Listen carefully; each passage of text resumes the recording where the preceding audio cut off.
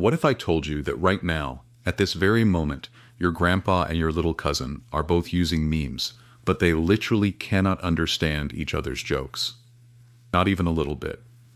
It's not a language barrier. It's not an age thing. It's something way deeper, way weirder, and honestly, way more fascinating than you think. And by the end of this video, you're going to look at every meme you've ever sent and think, wait, who actually gets this? Welcome back. Let's talk about meme dialects. So here's the thing. Nobody really talks about. We throw the word meme around, it just means a funny picture with text on it. And yeah, sure, technically that's part of it. But memes are actually a language, a living, breathing, constantly evolving language. And just like how people from different regions speak different dialects of the same language, with someone from Texas says fixin' to, and someone from New York looks at them like they've got three heads, every single generation has developed its own meme dialect. And I don't just mean different jokes, I mean different reference pools, completely different shared histories, different ways of communicating pain, joy, irony, love, existential dread, all of it through memes.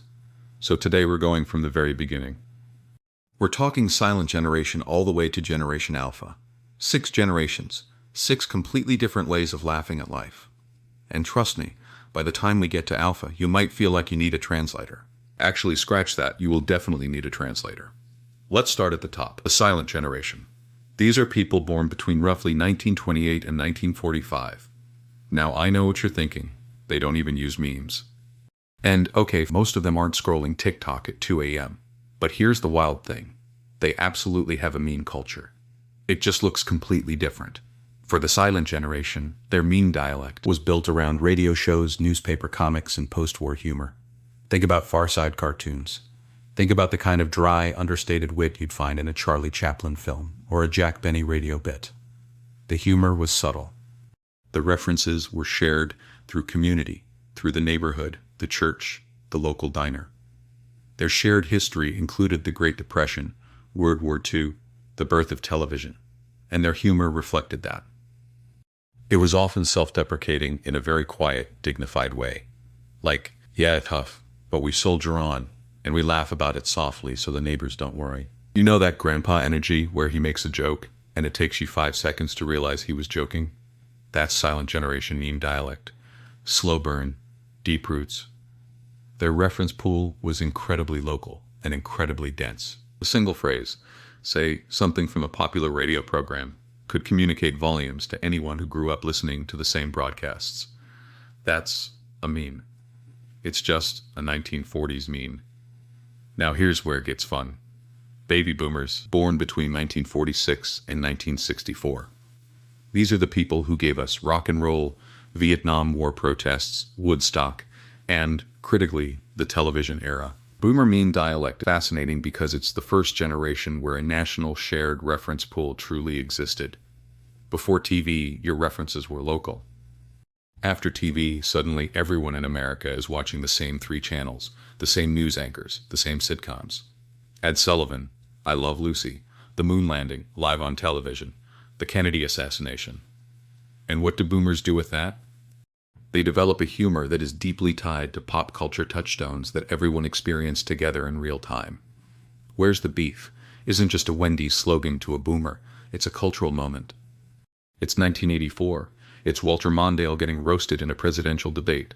It's your whole office laughing about it around the water cooler the next morning. That's a meme. A boomer meme. And it was wildly effective because the reference pool was so unified. Fast forward to the early internet era, and boomers get their first real taste of digital meme culture. And honestly, it shows. The classic boomer meme, as younger generations now recognize it, is something like the "Can I speak to the manager" format, or that distracted boyfriend meme that boomers absolutely loved and sent to their friends via Facebook. Capital letters, multiple exclamation points. This is so true. That is boomer meme dialect. Sincere, direct, emotionally transparent. And there's nothing wrong with that. It's just a different dialect. Okay, now we're getting into Generation X, born 1965 to 1980. And Gen X is genuinely the most underrated generation in meme history. I will die on this hill. Gen X grew up with MTV, Punk rock, the rise of cable TV, the fall of the Berlin Wall, Reagan, AIDS crisis, the original Star Wars, and then the absolute cultural explosion of the 80s and 90s. Their reference pool is massive and specific, and they are extremely proud of it. But here's what defines Gen X meme dialect more than anything else: irony. Gen X invented modern irony. They were the first generation to grow up genuinely suspicious of sincerity.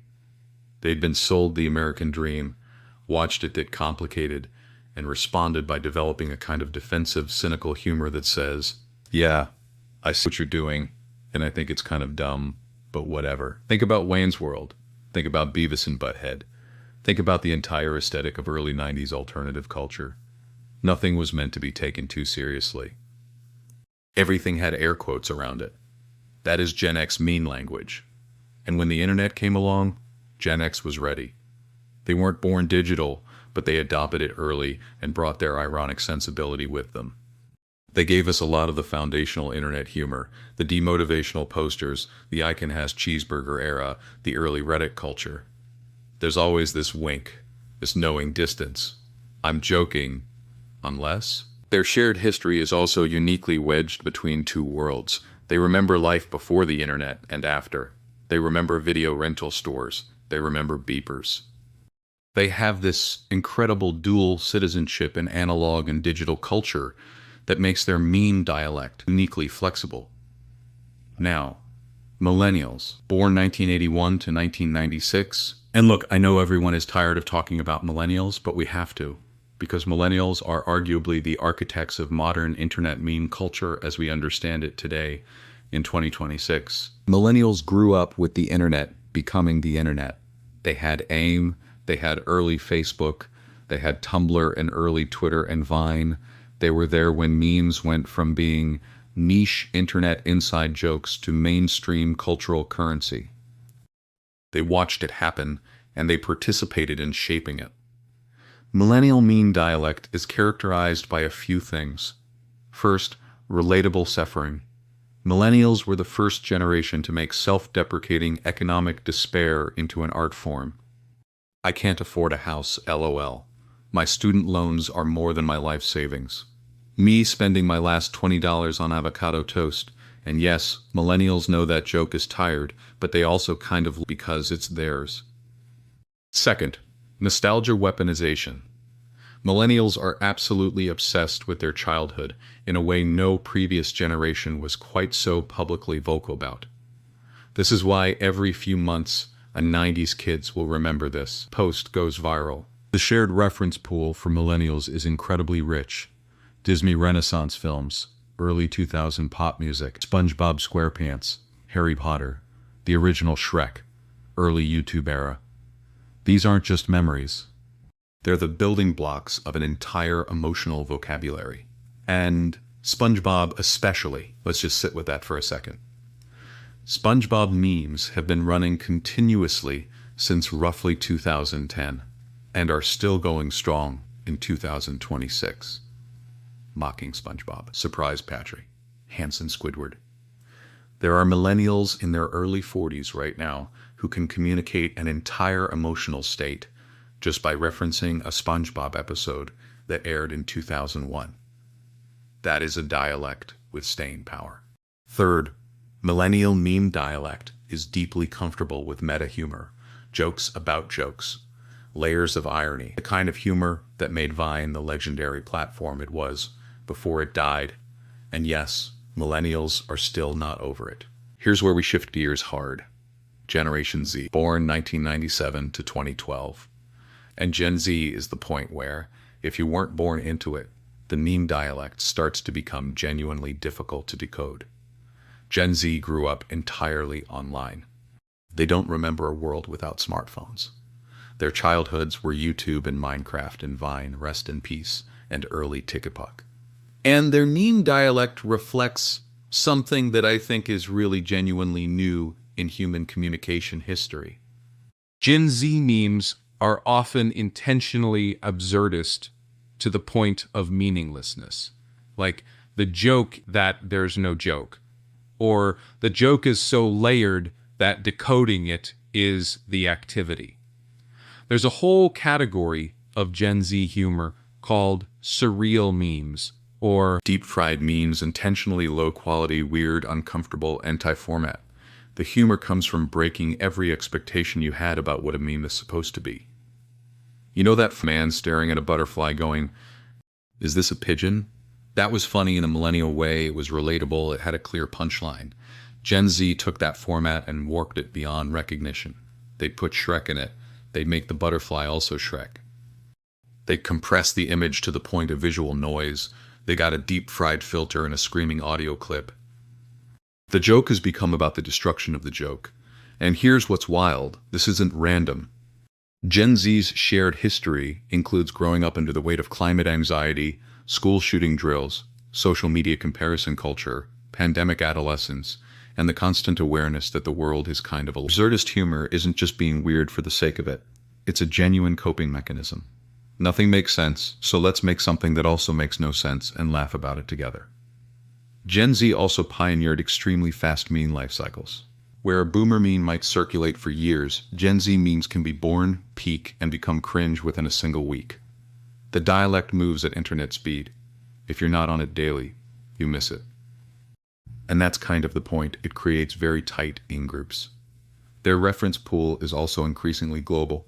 K-pop, anime, international Twitter discourse. Gen Z meme culture doesn't have the same American-centric foundation that boomer or even millennial meme culture had. It's pulling from everywhere simultaneously, which makes their dialect rich but also genuinely hard to map. And now, Generation Alpha, born 2013 to 2025, the youngest generation. And if you think Gen Z was hard to follow, buckle up. As of 2026, the oldest Gen Alpha kids are around 13, and even in that age range, they've already developed a meme dialect that is genuinely baffling to everyone born before, say, 2010. And I say that with love. Genuine, confused, slightly concerned love. Gen Alpha's shared reference pool is built almost entirely on short-form video content and gaming culture. Roblox, Minecraft still, but also the newer wave of games, YouTube Kids content creators, and critically the descendants of TikTok, whatever platform that's evolved into in 2026. They are consuming content at a speed and density that no previous generation has experienced.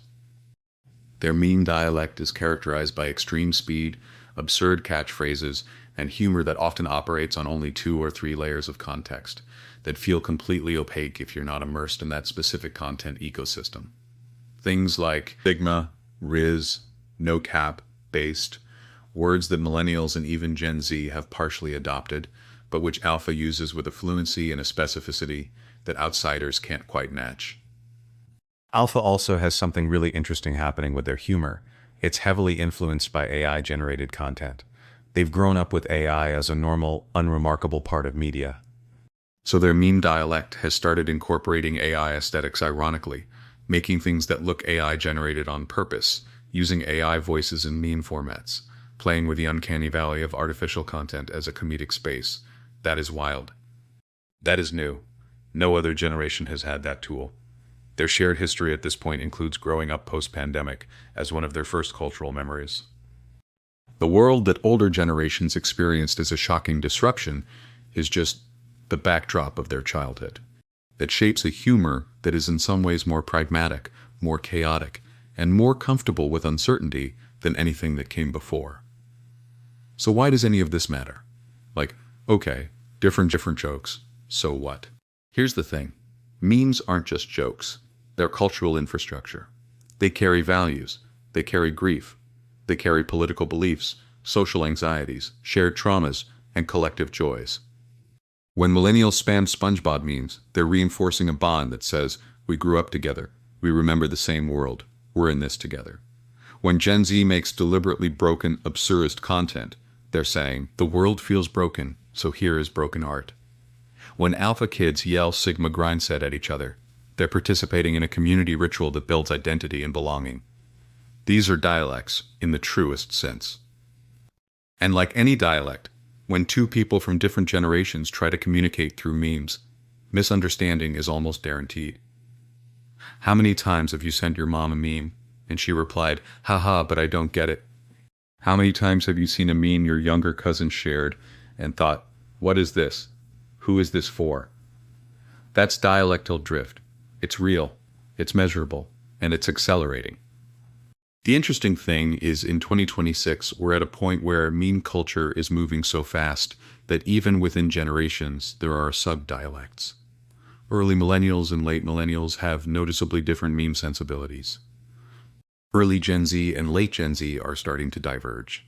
The reference pools are fragmenting because the content ecosystem is so vast that shared universal references are harder and harder to maintain. Which brings us to the most fascinating question of all.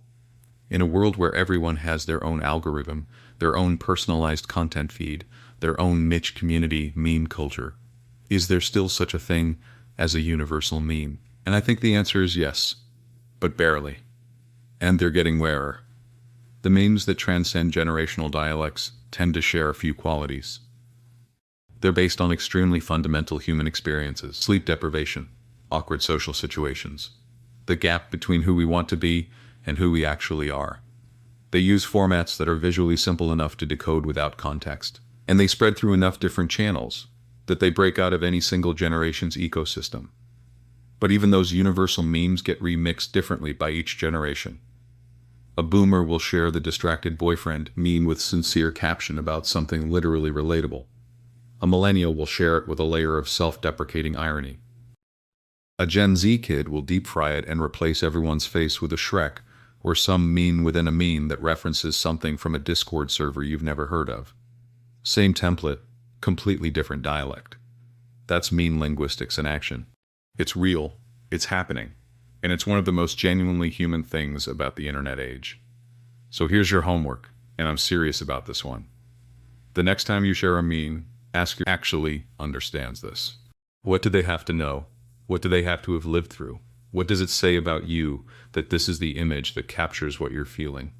Because every meme you share is a tiny window into your generational dialect. It's your shared history speaking. It's your reference pool saying, hey, remember this? Yeah, me too. That's kind of beautiful, honestly. In the middle of all the chaos and noise and speed of 2026, memes are still us, reaching across the feed, going, hey, you get it, right? You get it. Grandpa's dry radio humor, your boomer aunt's all-caps Facebook reaction, Gen X's eye-rolling irony, your millennial coworker's SpongeBob response to literally everything, Gen Z breaking the format on purpose, and alpha kids speaking a language that sounds like the internet had a fever dream and went full Sigma. All of it is human. All of it is connection. All of it is a dialect with a history behind it. If this video made you look at memes differently, if you're already thinking about which generational dialect you speak, hit that like button right now, because it genuinely helps this channel reach more people who'd love to nerd out about exactly this kind of thing. And if you are not subscribed yet, what are you doing? Seriously, we go deep on culture, language, internet history, and the weird, fascinating corners of how humans communicate. New videos drops 3 times in a week, and you do not want to miss what's coming next. Hit subscribe, hit the bell, and join the community. There are people in the comments right now debating which generation has the best meme dialect. Go tell them they're long, or right, I don't know. That's between you and them. I'll see you in the next one. And please, for the love of everything, explain your memes to your grandparents. They deserve to laugh too.